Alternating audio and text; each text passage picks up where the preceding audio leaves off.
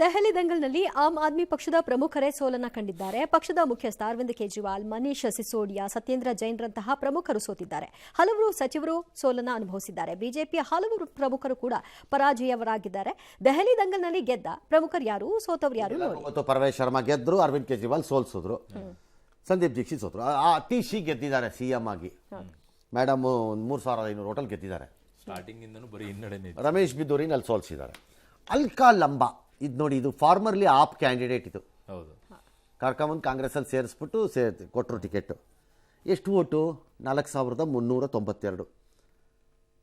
4000 vote ಪಡೆದಿರೋದು ಅಲ್ಲ, ಲೆಕ್ಕ ಹಾಕೊಳ್ಳಿ ಏನಾಗಬೇಕಿಲ್ಲಿ. ಮನೀಶ್ ಸಿಸೋಡಿಯಾ ಜಂಗ್ಪುರದಲ್ಲಿ ಹೋದ್ರು ಮನೆಗೆ. ಸತ್ಯೇಂದ್ರ ಜೈನ್ ಅದೇ ಜೈಲಿಗೆ ಹೋಗಿದ್ರಲ್ಲಪ್ಪ, ಹೋದ್ರು. ವಿಜೇಂದ್ರ ಗುಪ್ತಾ ಗೆದ್ದರು. ಕೈಲಾಶ್ ಗೆಹ್ಲೋಟ್, ಇದೊಂದು ಪಾರ್ಟಿ.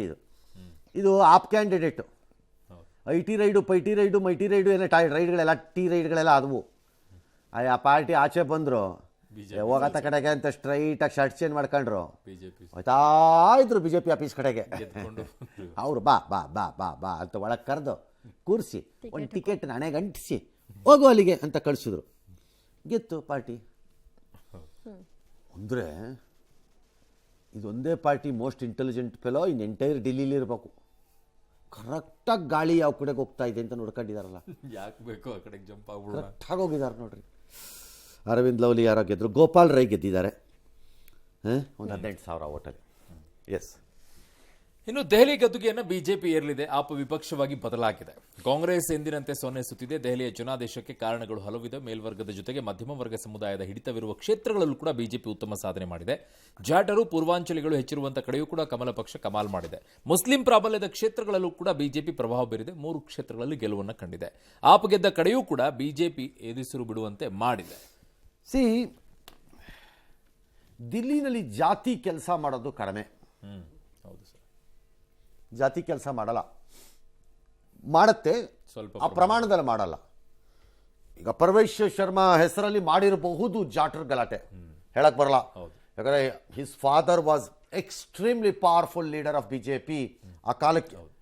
ಸಾಹಿಬ್ ಸಿಂಗ್ ವರ್ಮಾ, BK ಅಗರ್ವಾಲ್ ಇವರೆಲ್ಲರೂ ಅವತ್ತು ಕೂತ್ಕೊಂಡ್ಬಿಟ್ರೆ ದಾದಾಗಳೇ ಅವತ್ತು.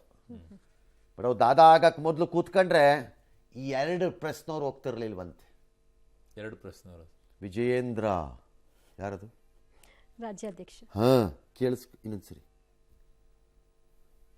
ಇಲ್ಲಿ ನಿಮ್ಮ ಲೀಡರ್ಗಳು ಘನತೆ ವೆತ್ತ, ಇವತ್ತಿನ ಲೀಡರ್ಗಳು ಪ್ರೆಸ್ ಕಾನ್ಫರೆನ್ಸ್ ಕರೆದ್ರೆ ನಾನೇನಾದ್ರು ಹೋಗ್ಬಿಟ್ರೆ ನಾನೇ ಸಿಕಂದರ್ ಅಲ್ಲಿ. ಅಯ್ಯೋ ನನಗೇನು ಮರ್ಯಾದೆ ನನಗೆ. ಯಾಕಂದರೆ ಹೋಗ್ತಿದ್ದವನೇ ನಾನು, ಇನ್ನೊಂದು 2 ಜನ ಅಷ್ಟೆ, ಯಾರು ಹೋಗ್ತಿರ್ಲಿಲ್ಲ. ಬಿಜೆಪಿಗೆ ಹಂಗೆ ಕಟ್ಟಿದ್ರು ಪಕ್ಷ. ಇವತ್ತಿಲ್ಲಿ ಆಡ್ತಾ ಇದ್ದೀರಲ್ಲ, ತಮಟೆ ಹೊಡ್ಕೊಂಡು ಸ್ವೀಟ್ ತಿಂತೀರ ಎಲ್ಲ ಯೋಗ್ಯತೆ ಇಲ್ಲದೆ ಇದ್ದವ್ರುಗಳು. You should be debarred from party. ಎಲ್ಲರೂ ನಿಮ್ಮಗಳನ್ನು ಒಬ್ಬರು ಇರ್ಕೊಡೋದು ಪಾರ್ಟಿನಲ್ಲಿ, ಮನೆಗೆ ಕಳಿಸ್ಬಿಡ್ಬೇಕು ಎಲ್ಲರೂ.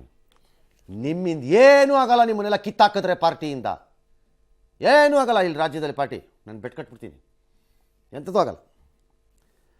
ಹಾಗೆ ದಿಲ್ಲಿನಲ್ಲಿ ಪಾಪ ಅವರೆಲ್ಲ ಕಟ್ಟಿದ್ದಿದ್ದು ಪಾರ್ಟಿನ